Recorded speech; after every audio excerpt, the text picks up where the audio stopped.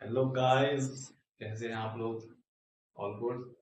तो my name is Rahat Nawaz and I welcome all of you to my YouTube channel Iqra coaching classes by Rahat sir. और ये मेरा आज मैंने देता हूँ ना, ये मेरा हैंडल है।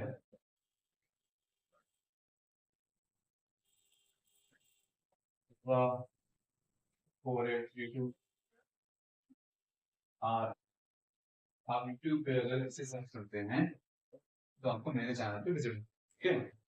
तो विजिट करते रहिए और पढ़ते रहिए। तो आज जैसा कि आप लोग देख सकते हैं, टाइटल में भी आप लोग देख के आए होंगे कि आज हमारा जो टॉपिक है वो how to improve your English.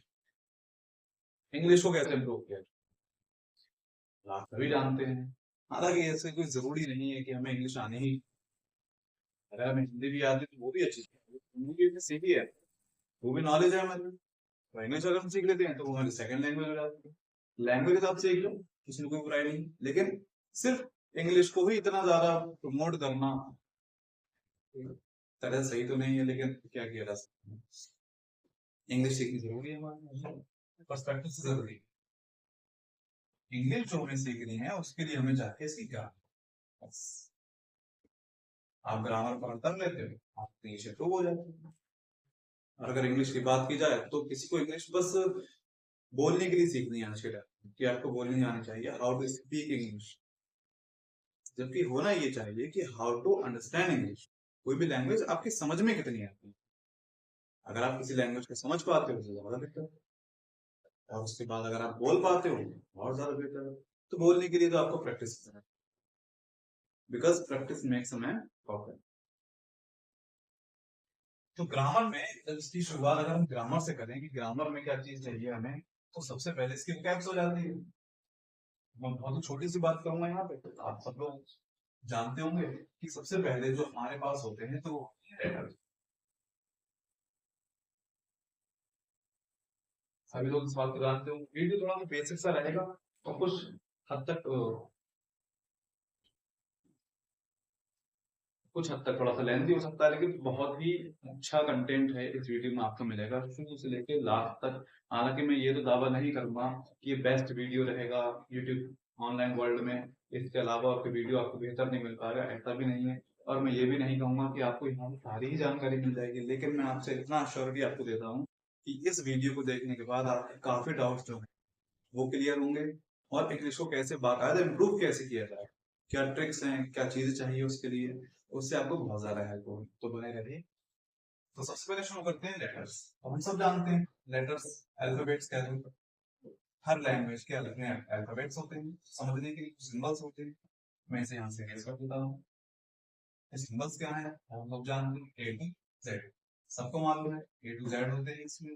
अगर इनके नंबर्स की बात करें तो नंबर्स में कितने होते हैं, 26 होते हैं। क्लियर। अब अल्फाबेट्स को दो जगह डिवाइड कर दिया गया है, वॉवल्स में और जो वॉवल्स नहीं होते उसे कॉन्सोनेंट्स। अब वॉवल्स जो होते हैं वो होते हैं ए, ई, आई, ओ, यू। अगर मैं कहूँ तो ये हिंदी में मात्राएं हैं, जिस तरह से हिंदी में मात्राएं होती हैं उनसे बहुत और कोई डिफरेंस नहीं है। जैसे छोटा बड़ा छोटी बड़ी की मात्रा होती है, एक इंग्लिश में हमारे पास ये मात्रा है। जैसे अगर मैं यहाँ पे एक वर्ड लिखता हूँ बी, क्या बोलेंगे? मैंने लिखा फ्रीडम, मैं लिखूँ डीजी। तो बताओ क्या नहीं पढ़ूंगा? इसमें कहीं पर भी इन तीनों वर्ड जो मैंने लिखे हैं इसमें कहीं पर भी कोई भी वोवेल नहीं, मतलब कोई मात्रा ही नहीं। तो मात्रा का मतलब हम किस तरह से बोले उसे, कैसे प्रोनाउंस करेंगे। तो अगर हम यहाँ पे टी ले लेते हैं, वी बैठ बन जाएंगे, ओ ले लेते हैं भाव बन जाता है, ओ ले लेते हैं भाव। तो ये भाव जो होते हैं ये हमें हेल्प करते हैं मात्रा में, मीनिंग बोलने में। इसे बोला कैसे जाए। उसके अलावा कॉन्सोनेंट की बात करें तो यहाँ पर हम कह सकते हैं अदर देन वावल्स। वॉल्स के अलावा जो भी चीज होगी वॉल्स के अलावा सब किसमें चली जाएगी, कॉन्सोनेंट में चली जाएगी। अब यहाँ पे आप चेकआउट कर सकते हैं कि हमारे पास जो वॉल्स हैं वो है 5। 26 में से 5 को माइनस कर दो तो 21 के बन जाते हैं, हमारे पास कॉन्सोनेंट बन जाते हैं। आप इसे अगर हिंदी की तरफ समझना चाहते हैं तो जिस तरह हिंदी में छोटा बड़ा होता है वैसे हिंदी आई ओ यू होते हैं। और जैसे हिंदी में का खा गा घा ड़ा होता है, उसी तरह से हमारे पास अदर देन जो वॉल्स के अलावा जो भी अल्फाबेट्स हैं वो सारे क्या हैं, वो हमारे vowel। कौन सुने? इसके बाद लेटर्स के बाद कहानी आती है वर्ड की। तो इसे हम कहेंगे meaningful arrangement of words. Letters की अरेंजमेंट की जाएगी। वैसे सिंपली अगर वर्ड की आपको डेफिनेशन दी जाए तो ये कहा जाएगा, a group of word, sorry, a group of letters is called a word. अगर एक हम इन लेटर्स को अगर हम एक ग्रुपिंग कर देते हैं तो एक वर्ड बन जाता है। लेकिन इसकी ये करेक्ट डेफिनेशन नहीं हो सकती, सर्टेनिटी नहीं है। जैसे मैं यहाँ पे लिख दूं WC, ये लेटर्स का ग्रुप नहीं है, बिल्कुल ग्रुप है। कितने लेटर्स हैं? 3 लेटर्स। तो क्या ये वर्ड है? नहीं, वर्ड नहीं। तो जरूरी क्या है? Meaningful arrangement. जैसा कि ये अरेंजमेंट, COW ये एक वर्ड होता है, DOG ये एक वर्ड होता है, ग्रुप भी है और स्टैक भी है। बस यहाँ पे एक वर्ड मिल गया। तो ये वर्ड की बात है। उसके बाद से अगर हम और डीपली ब्रेक करना चाहें तो यहाँ से क्लॉज बनेगा, फिर फ्रेज बनेगा। मैं उस तरफ अभी नहीं जाता हूँ, हमारा बेसिक है, हम इसे इम्प्रूव करना चाह रहे थे इंग्लिश को। अभी हम बेसिक से स्टार्ट कर रहे हैं इसे। तो मैं आपको यहाँ पे डायरेक्ट सेंटेंस के बारे में बताता हूँ। सेंटेंस क्या है? ये किसी भी सर्टेन क्लास की क्लास नहीं है कि आप क्लास 6 के लिए, क्लास 7 के लिए, 8 9 10 11 12, अगर आप किसी भी, अगर आप इंग्लिश बोलना चाहते हो तो ये क्लास आती है। नो मैटर इंग्लिश क्लास ही हो आप कौन सी क्लास में से कोई फर्क नहीं पड़ता। आप अभी पढ़ाई कर भी रहे हैं तो भी फर्क नहीं पड़ता, क्योंकि इंग्लिश एक लैंग्वेज है। और हम सब जानते हैं कि इंग्लिश कितना आज रिलायबिलिटी मिल रही है उसमें, कितनी ज्यादा इंपॉर्टेंस दी जा रही है, कितना सिग्निफिकेंस है इंग्लिश। इसी हर जगह पे इंग्लिश मैटर कर रही है। आप कोई भी फॉर्म फिल करते हो तो इंग्लिश में होता है मोस्ट ऑफ द टाइम, सारी चीजें इंग्लिश में है, तो इंग्लिश सीखनी जरूरी है। सेंटेंस क्या होता है? इसे हम कह सकते हैं सेम सेम डेफिनेशन में आऊंगा, मीनिंगफुल अरेंजमेंट ऑफ वर्ड्स। जो वर्ड्स का मीनिंगफुल अरेंजमेंट होगा वो हमारा क्या होगा? जो वर्ड्स का मीनिंगफुल अरेंजमेंट होगा उसे हम सेंटेंस कहते हैं। जैसे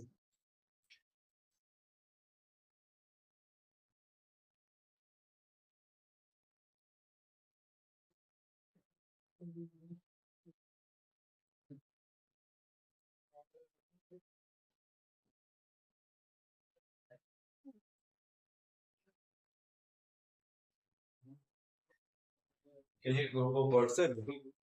इसमें हमें क्या मिल रहा है? ग्रुप मिल रहा है, इसका वर्ड्स मिल रहा है, 1 2 3 4 वर्ड्स है हमारे पास। लेकिन क्या ये सेंटेंस कहलाएगा? ये सेंटेंस नहीं कहलाया जा सकता, इसका अरेंजमेंट ही नहीं है। इज आ ही वो नो, तो इसे हम इस तरह पढ़ सकते हैं। इसके दो सेंटेंस बन सकते हैं हमारे पास।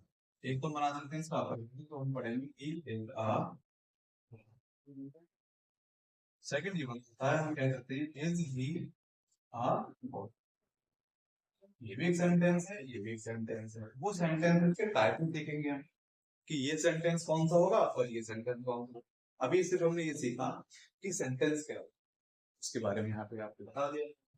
तो ये हमारे लेटर्स होते हैं, फिर लेटर से वर्ड्स बनते हैं, वर्ड से क्या बनता है? सेंटेंस बनता है। इतना आई होप आपको क्लियर होगा। इसके बाद थोड़ी सी और बात कर लेंगे। सेंटेंस तक आ गए, हम सेंटेंस तक आ गए। थोड़ा सा इसके बारे में हम सेंटेंस जरूरी क्या होते हैं, कैसे कैसे बनाया जाता है, तो उसके लिए समझो। जैसे मैंने वर्ड एक यहाँ पे सेंटेंस नहीं मिलता जो सबसे ज्यादा हमें, ये जो इंग्लिश जो आपकी क्लास आज की है, ये एक मोस्ट ऑफ द टाइम ये स्पीकिंग पे जोर देने के लिए कि हम स्पीक कैसे करते हैं। जो बात हमें हिंदी में कहनी है वही बात हम इंग्लिश में कैसे कह सकते हैं, इस बात के लिए बस। तो कोई बात जैसे मुझे हिंदी में ये कहना है, ये है एक कमरा है, एक कमरा है। अब इसको मुझे ट्रांसलेशन कर, बहुत से बच्चे से क्वेश्चन आंसर की तरह लिखते हैं कि हिंदी में अगर लिखा हुआ है तो वो क्वेश्चन है, और उसे अगर हम इंग्लिश में कर लेते हैं तो वो आंसर बन जाता है। मेरे अंदर भी ये चीज थी स्टार्टिंग में, जब भी हिंदी से इंग्लिश ट्रांसलेशन आती थी तो मैं यहाँ पे क्वेश्चन मार्क, क्योंकि प्रश्न में क्वेश्चन में क्या होता है? Question mark. और सिर्फ जो ट्रांसलेशन करते हैं हम, उसे मैं उसका आंसर समझता था। ठीक है, ऐसी ऐसा नहीं, मीनिंग सेम है, मीनिंग सेम है, लैंग्वेज अलग। ये हिंदी में अब क्या बनानी है, इंग्लिश। तो जब हिंदी से इंग्लिश या इंग्लिश हिंदी जब हम करते हैं तो उस प्रोसेस को ट्रांसलेशन कहा जाए। तो इसके ट्रांसलेशन करते हैं, ये है एक कमरा है, तो दिस इज आप कह रहे हाँ, आप वहां से मुझे जवाब दे रहे हो, मैं सुन पा रहा हूँ, मैं सुन पा रहा हूँ आपकी बात, यहाँ पे रूम कह रहे हो, अच्छी बात है। लेकिन अगर इसका वर्ड, अगर इसका किसी को मीनिंग नहीं आता वो क्या करेगा? अगर किसी को इसका मीनिंग नहीं आता है तो क्या सेंटेंस कंप्लीट कर पाएगा? That is the point I want to tell you. ये मेरा कोई पॉइंट है जिसके बारे में आज पूरी क्लास है। हमें प्रॉब्लम का बेसिक रूल्स जो होते हैं सेंटेंसेस को मेक करने के, बनाने के, वो तो हम सीख लेते हैं। प्रॉब्लम क्रिएट होती है वर्ड मीनिंग। अगर किसी स्टूडेंट को ये इसका मीनिंग नहीं मालूम है तो क्या लिखेगा? क्या उसका सेंटेंस कंप्लीट हो पाए? क्या वो अपनी बात को इंग्लिश में बोल पाएगा? नहीं बोल पाएगा, बिल्कुल नहीं बोल पाएगा। हालांकि इसका तो हम जानते हैं। और रूम का एक मीनिंग और भी होता है। रूम का मीनिंग यहाँ तो आपने देख लिया, कमरा से लगा। रूम का मीनिंग खाली स्थान से जुड़ा, खाली जगह।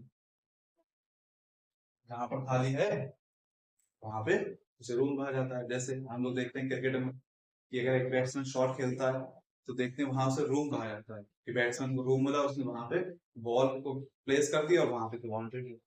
खाली जगह को क्या कहा जाता है? रूम कहा जाता है। आज का जो पॉइंट है मेरा वो सीधे सीधे इसके about word meaning. Word meaning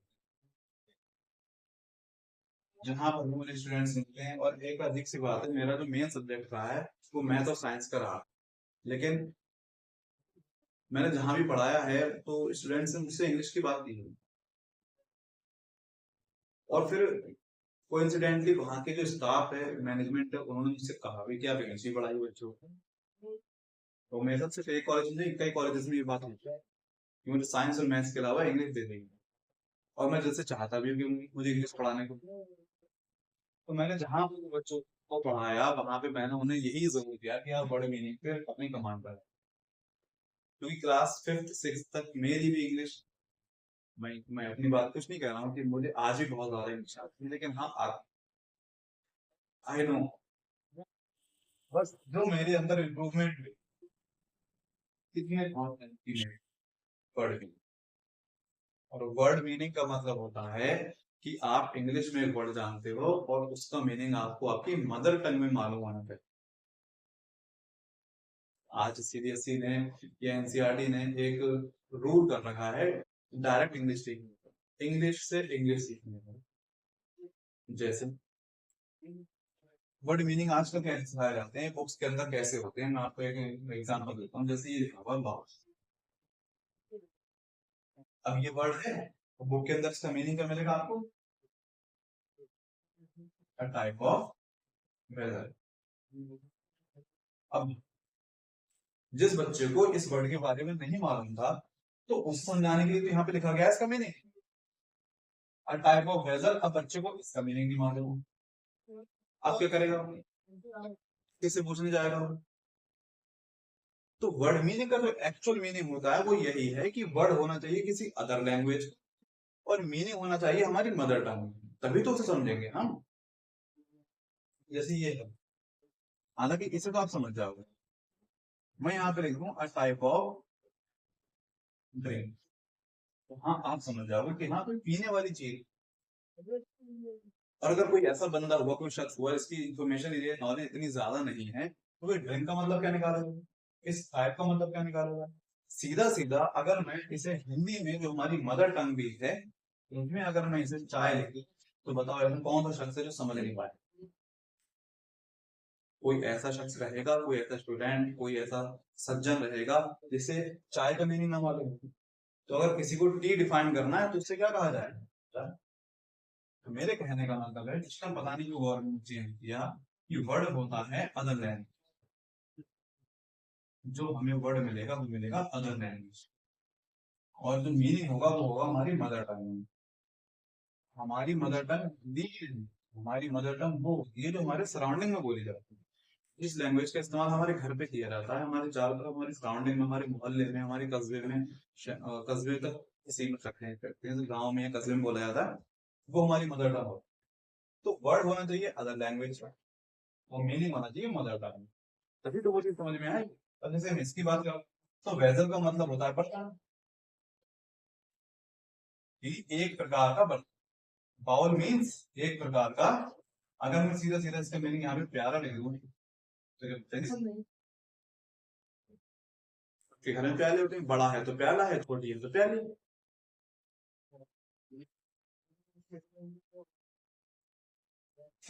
ये है वर्ड मीनिंग। ये तरीका रहता है कि वर्ड होना चाहिए अदर लैंग्वेज का, मीनिंग होना चाहिए मदर टंग। तब तो समझ में एक फील आए। एक फील, मैं एक टीचर हैं, बहुत फेमस टीचर हैं, उन्हें मैं फॉलो करता हूँ। तो जब भी मैं उनकी क्लास करता था तो वो इस वर्ड को बहुत यूज करते थे, फील। कि फील क्या होता है, तो मैं भी इसे बच्चों को समझाने के लिए कहता हूँ फील होना चाहिए उसके अंदर, तो फील आपको तभी आएगा ना जब फीलिंग में आप अदर वर्ड हो, अदर लैंग्वेज का मीनिंग हो मदर टंग में, तभी तो वो चीज समझ में आएगी। इंग्लिश अगर इम्प्रूव करनी है, इंग्लिश अगर इम्प्रूव करनी है तो वर्ड मीनिंग बहुत जरूरी है हमारे लिए, बहुत ज्यादा जरूरी है। अभी कल मैंने क्लास ली थी कॉलेज में, मैंने कल ली थी और उससे क्लास ली थी, तो वहां मैंने बच्चों को ये समझाया कि आप अपने वर्ड मीनिंग पे ध्यान रखें। अपने वर्ड मीनिंग को इम्प्रूव कर लिया है जिसने भी, उसकी इंग्लिश इम्प्रूव हो जाए। अब फिर क्वेश्चन आता है, सर हमें कैसे पता कि हमें कितने वर्ड मीनिंग आते हैं? हालांकि सुनने में थोड़ा सा ऑकवर्ड लगेगा कि हम हैं, हमें तो पता होना चाहिए कि भाई मेरे बारे में मैं उससे भी तो कौन जाना है। लेकिन कितनी जरूरत है वर्ड मीनिंग, कितनी सीखने की जरूरत है? तो मैं आपको अगर सिंपली बताऊं तो वैसे तो वर्ड मीनिंग आप जितने ज्यादा लर्न कर सकते हो उतना आपके लिए बेटर है, लेकिन कम से कम अगर शुरुआत अगर आप कर रहे हैं तो कम से कम शुरुआत में अगर वर्ड मीनिंग का नंबर आप चेकआउट करना चाहते हो कि हमें कितने वर्ड मीनिंग आने चाहिए, तो अराउंड 500 तो सुनने में ज्यादा लगेगा, सुनने बहुत ज्यादा लगेगा। 500 वर्ड मीनिंग कैसे याद हो जाएंगे? अभी मैं इसे सिंप्लीफाई कर देता हूँ अभी।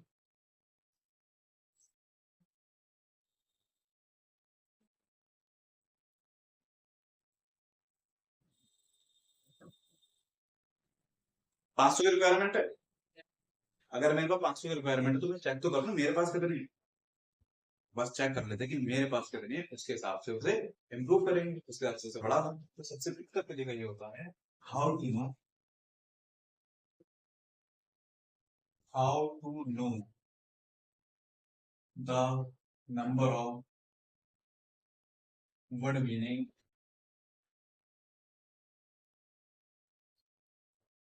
which I, कैसे पता करें कि मुझे कितने बड़े मीनिंग आते हैं, ये मेरे पास कितने बड़े मीनिंग का खजाना है, कितना ट्रेजर है मेरे पास बड़े मीनिंग। उसका सबसे बेस्ट तरीका ये होता है कि आप एक काम कीजिए, आप एक नोटबुक लीजिए। नोटबुक का पेज सबको मालूम है रेक्टेंगुलर शेप में होता है, यहाँ पे एक लाइन होगी, फिर बीच में लाइनें होती है बनी हुई। आप एक नोटबुक लीजिए, उस पे लाइन की आपका पेज तैयार हो गया। सबसे पहले आप लेटर ए को लिखिए।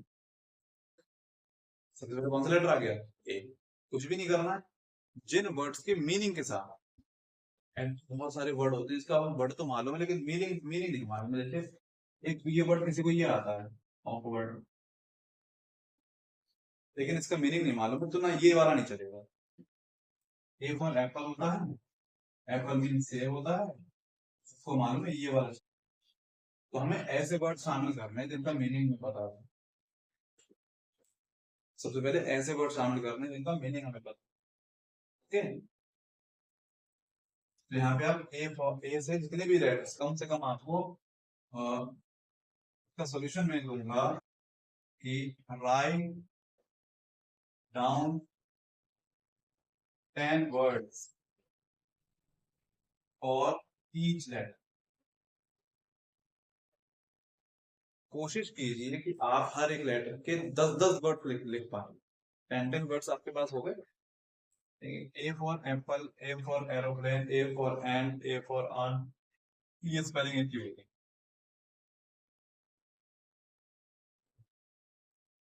इसे आंट पढ़ते हैं, इसे एंड पढ़ सकते हैं, वरना आप इसे भी आंट पढ़ लीजिए, इसे भी आंट पढ़ लीजिए, कोई इशू नहीं। एक का मीनिंग हो जाता है चीटी, और एक का मीनिंग हो जाता है चाची या मौसी, ताई, इससे मीनिंग होता है। अब किस आंट का कौन सा मीनिंग है, कंफ्यूजन क्रिएट हो सकती है भाई। उसका सबसे सिंपल तरीका ये है, जिसका इस पे वर्ड में साइज छोटा है वो छोटी वाली चीज हो जाएगी। इसमें 3 लेटर्स हैं, इसमें 4 लेटर हैं, ये वर्ड छोटा है, ये वर्ड बड़ा है, यहाँ पे साइज किसका छोटा बड़ा होता है भाई, ये तो कोई शख्स होता है ना, चाची मौसी तो इंसान होते हैं, और चीटी होती है, चीटी छोटी होती है, तो छोटी वाली चीज छोटी वाले से मिल जाएगी, बड़ी वाली चीज बड़ी वाली मिल जाएगी। ये तो ये ट्रिक्स होती है लर्न करने की, या तो तब मिलती है प्रैक्टिस कर रही है, ये कोई बताता नहीं है, कोई बता दे तो अच्छी बात है, या प्रैक्टिस करता है खुद से ये चीज आ जाती है। इस तरह आप एक ही लेटर लिखेंगे, एक ही लेटर्स हो गए, उसके बाद मानिए भी कि आपके इतनी जगह में एक ही लेटर एक ही वर्ड ला रहा है, अब किसकी बारी है, बी की, तो बी के 10 लिख दिए, फिर सी के 10 लिखिए, डी के 10 लिखिए। अगर आप सपोज कीजिए आपने सारे अराउंड किए तो आपके पास कम से कम 200 स्टार्ट हो जाएंगे। मैं ऐसा मानता हूँ कि अगर आप एक एवरेज स्टूडेंट भी हैं, इंग्लिश आपकी ज्यादा अच्छी अगर नहीं भी है, तो आपके पास 200 वर्ड मीनिंग तो होंगे ही, जो आपके जहन में है, बस आपको पेपर पे लिखा। अब कितने बचे थे, रिक्वायरमेंट 500 के लिए 200 हो गए, अब 300 को आप एक मंथ में डिवाइड कर दो, 30 डेज हो गए, तो 10 पर डे, 30 डेज के लिए आप 60 भी कर सकते हैं, तो 5 पर डे, तो दिक्कत नहीं हो, 5 नए वर्ड मीनिंग आप लर्न कर, 200 आपके पास है, 300 ये कितने हो जाएंगे, 500, जो हो गए 2 महीने, और जिसके वर्ड मीनिंग इंप्रूव हो जाते हैं, क्योंकि जैसे मैंने आपको एग्जांपल बताया ही था रूम वाला, आपको सारे बेसिक रूल्स आते हैं, सेंटेंस फॉर्म करने के सारे रूल्स आते हैं, ट्रांसलेशन के सारे फॉर्म आते हैं, सब कुछ आता है, वर्ड मीनिंग नहीं आते तो क्या देखो, तो वर्ड मीनिंग का मतलब क्या होता है वो मैंने आपको बता दी, वर्ड अदर लैंग्वेज का रहना चाहिए और मीनिंग अपनी मदर टंग में होना चाहिए, फील आता है समझ में आती सी। 200 आपके पास है, 300 आपने 60 डेज टू 2 मंथ्स में कर लिए, आपके पास 500 कंप्लीट हो गए, अब आप राजा बन जाओगे। ये कोड भी किसी बड़े टीचर का ही है, राजा बनने का मतलब राजा एक जो होता है उसकी कमांड होती है, जिसकी जिस चीज पे कमांड होती है उसका राजा कहलाता है। आपकी कमांड इंग्लिश में बन जाएगी, आप इंग्लिश के राजा बन जाओगे, you will be the king of this language. ये लैंग्वेज सिवाय कंफ्यूजन के तो इस लैंग्वेज में कुछ है, तो उसे आपको क्या करना है, ओवरकम करना है, उस पर पार पाना है, उस पर होल्ड बनाना है आप, ठीक है, तो बस ये इसका प्रोसीजर है। अब बात आती है 300 वर्ड्स मिलेंगे कहाँ से, क्वेश्चन बनेगा ये 300 वर्ड, 200 तो हमारे 300 में और चाहिए, तो ये कहां से लेंगे,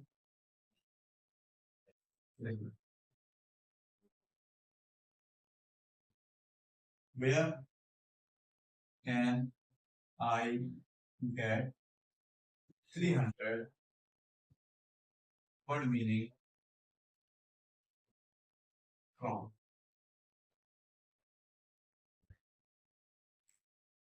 300 शब्द या 300 शब्दकोश जो है, 300 शब्दार्थ जो है, वो मैं कहां से प्राप्त कर सकता हूँ या कर सकता हूँ।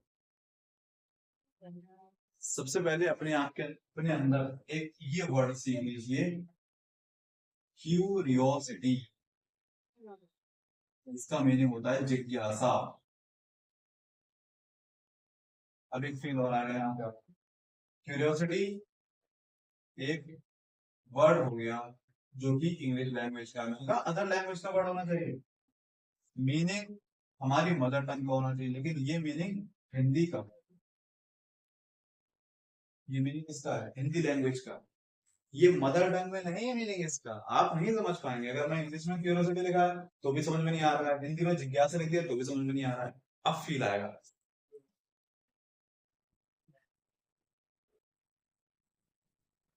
जानने की इच्छा, इच्छा को हम कहते हैं चाह। और ज्यादा डीप चले जाओगे तो मतलब नहीं तो ख्वाहिश हो जाएगी। अब आएगा क्यूरियोसिटी मतलब जानने की। वर्ड मीनिंग का मैंने बिल्कुल तो अभी आपको कॉन्सेप्ट बताया था कि वर्ड मीनिंग एक्चुअल में होता क्या है, वो चीज भी यहाँ पर आ रही है कि वर्ड क्या कैसा होना चाहिए और उसका मीनिंग कैसा होना चाहिए। तो जानने की इच्छा, चाहत, ख्वाहिश, ये इसका मीनिंग है। आप अपने अंदर इसे इम्प्रूव, अभी कैसे इम्प्रूव, जैसे आप मेरे टी शर्ट पे लिखे हुए देख रहे हैं यहाँ पे वर्ड मीनिंग, सबसे पहले आपको यही काम करना। आप कोई बैग कैरी करते हैं, आपके पास एक मोबाइल होगा, उस मोबाइल के पीछे कवर लगा हुआ है, आपने टी शर्ट वेयर कर रखी है, पहन रखी है, उस पे कुछ वर्ड मीनिंग, कुछ वर्ड्स लिखे हुए हैं, किसी के ट्राउजर पे लिखे हुए हैं, किसी की बैक पीछे की तरफ लिखे हुए हैं, मतलब यहाँ टी शर्ट के पीछे की तरफ लिखे हुए हैं, आपके बैग के ऊपर लिखे हुए हैं, इस मार्कर के ऊपर इतना सारा कुछ लिखा हुआ है। इन वर्ड्स को जाना, ये क्या है, ये क्यों लिखे गए हैं, क्या मीनिंग है। बहुत सारी चीजें होती हैं, देखिए टी शर्ट पे आजकल तो अजीब अजीब चीजें लिख के आ रही हैं, वो तो उस पर किस तरफ नहीं जाना हमें, हमें बस इंग्लिश के वर्ड होने चाहिए हमारे। तो वर्ड वर्ड तो आपको मिल गए ना, वर्ड मिल गए, उसका मीनिंग कहाँ निकाले, गूगल। सबके पास स्मार्टफोन है, पर स्मार्टफोन होता है, फोन लो, और अगर आप टाइप नहीं कर पा रहे हैं ऐसे बोल दो गूगल को, इतनी ज्यादा उसने दे रखी है हमें फैसिलिटी, इतना ज्यादा उसने हमें एक अच्छी हमें चीज दे रखी है, सहूलियत दे रखी है कि अगर आप लिख नहीं पा रहे हो तो आप गूगल पे बोल के सर्च कर लो, इससे आपको वर्ड मीनिंग मिलना स्टार्ट। पहली चीज तो ये थी कि आप अपने कपड़ों पे, अपने बैग पे, जो भी चीज आप कैरी कर रहे हो, जो भी आपका स्टफ जो है सामान, उस पर कितनी इंग्लिश लिखी हुई है उसके बारे में जानना हमेशा। ये नहीं कि बस एक दो दिन इस चीज को फॉलो किया, नहीं, आपको इंग्लिश अगर वाकई में इम्प्रूव करनी है तो इतना काम करना पड़ेगा। उसके अलावा आप जब जिस जगह पे जा रहे हो तो आप देख रहे हो, इधर लेफ्ट में देखते हो, राइट में देखते हो, बहुत सारे होर्डिंग्स लगे होते हैं, बोर्ड्स लगे होते हैं, बैनर लगे होते हैं, इसमें बहुत सारी इंग्लिश लिखी हुई होती है, उसके बारे में बताने की, जानो उसके बारे में, इस चीज को लेके आओ अपने। और जिसके अंदर ये चीज आती है ना, उसकी सिर्फ इंग्लिश थोड़ी इंप्रूव हो जाती है, उसकी नॉलेज इंप्रूव हो जाएगी। आप एक नॉलेज मिल जाएगी आपको, पढ़ाई लिखाई का मतलब सिर्फ थोड़ी कि आपने सिर्फ इंग्लिश के नाम पे इंग्लिश याद कर लिया, हिंदी के नाम पे हिंदी याद कर लिया, मैथ्स के आपने फॉर्मूले रट लिए, साइंस के आपने प्रॉब्लम सॉल्व करना शुरू कर दिया है, साइंस को समझ। नॉलेज, पढ़ाई लिखाई नॉलेज के लिए, नॉलेज गेन करने के लिए इस वर्ड का बहुत ज्यादा सिग्निफिकेंस है, बहुत ज्यादा है, समझो उसे। जो भी वर्ड मीनिंग आपको जहां कहीं भी लिखा हुआ मिले, उसे सर्च करो और चेकआउट करो उसे और समझो उसे। अगर आपने इस चीज को फॉलो करते हुए रोज के 5-5 वर्ड निकालना शुरू कर दिए तो आपकी इंग्लिश पीक पे। वर्ड मीनिंग लर्न कीजिए।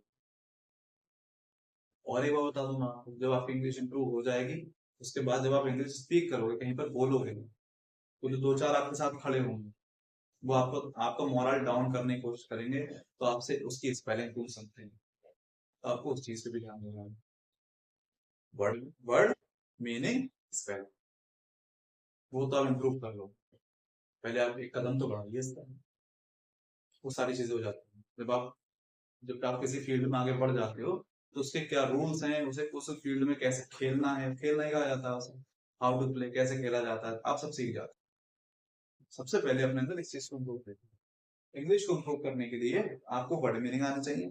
वर्ड मीनिंग कैसे लाने हैं, इससे आएंगे, कहीं पर भी कोई इंग्लिश का वर्ड लिखा हुआ देखा तो उसे कैसे पढ़ा जाएगा, उसका मीनिंग क्या है, मदर टंग में उसे कैसे समझा जाएगा, उसे क्या कहते हैं, वो आपको पता होना चाहिए। This is the best and simplest way to improve your English.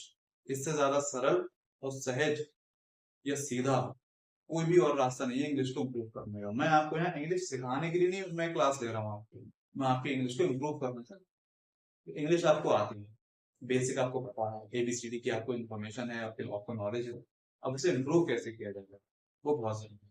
और इंग्लिश स्पीक करने का मतलब ये नहीं होता है कि आपको सारे सेंटेंसेस इंग्लिश में ही बोलते हैं।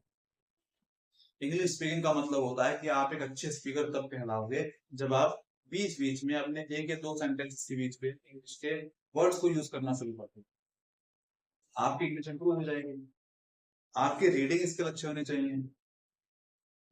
वो सब बात की बात हो रही। सबसे पहले स्टार्टिंग जो फर्स्ट स्टेप है इंप्रूवमेंट के लिए इंग्लिश की, वो यही है कि आपके पास वर्ड मीनिंग होने चाहिए।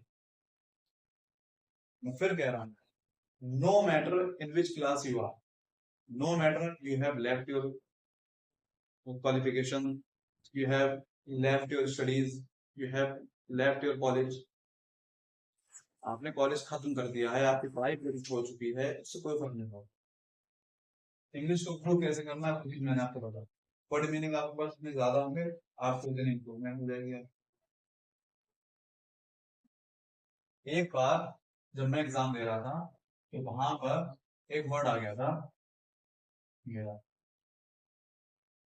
मुझे सारे रूल्स आते थे, मुझे सारे रूल्स आते थे, एक्टिव पैसे के, डायरेक्ट डायरेक्ट सिलेबस में जितने भी रूल्स सिखाए गए थे मुझे सारे आते। लेकिन उस दिन मलाल इस बात का था, मेरे पर शर्मिंदगी इस बात की थी, इतना सब होने के बाद भी मैं एक सेंटेंस छोड़ के आ गया। मुझे मालूम उसके नंबर नहीं मिले होंगे मुझे, क्योंकि उसमें इस वर्ड का जिक्र था मेरे। अब इसे इंग्लिश में क्या करूं? आप लोगों ने काफी इसका आंसर दे रखा होगा, आपको बहुत छोटी सी बात लग रही होगी कि सबको मेरा तो मीनिंग नहीं पता था। जब मैं स्टूडेंट था मुझे नहीं पता था। उस दिन पहली बार मुझे रियलाइजेशन हुआ था कि हाँ, क्यों क्यों जरूरी है वर्ड मीनिंग हमारे लिए। आप सारे रूल्स लर्न कर लो, सारे रूल्स रट लो अच्छी तरह से, लेकिन जब तक वर्ड मीनिंग नहीं होंगे तब तक नहीं बनेगा। कुछ बच्चे अगर देखना चाह रहे हैं तो इसका मीनिंग हो जाता है इंग्लिश में फेयर, और इसी फेयर का मतलब गोरेपन से भी होता है। वैसे साफ भी कह सकते हैं लेकिन आजकल फेयर का मतलब गोरेपन से लगा है। एक और फेयर होता है FARE, इसका मतलब किराया होगा। ये तो सब होमोफोन्स वाली बात है, जो बाद में किसी और दिन क्लास लेंगे इसकी वोकैब्स के बारे में, तब आपको इन्फॉर्मेशन देंगे। आज बस इतना था कि आप किस तरह से इंग्लिश को इम्प्रूव कर सकते हैं। वर्ड मीनिंग ज्यादा ज्यादा लर्न कीजिए, इससे आपको बहुत ज्यादा। सो आज क्लास को यहीं पर रोकते हैं, और चैनल पे आप विजिट करते रहिए और इन्फॉर्मेशन गेन करते रहिए, पढ़ाई करते रहिए।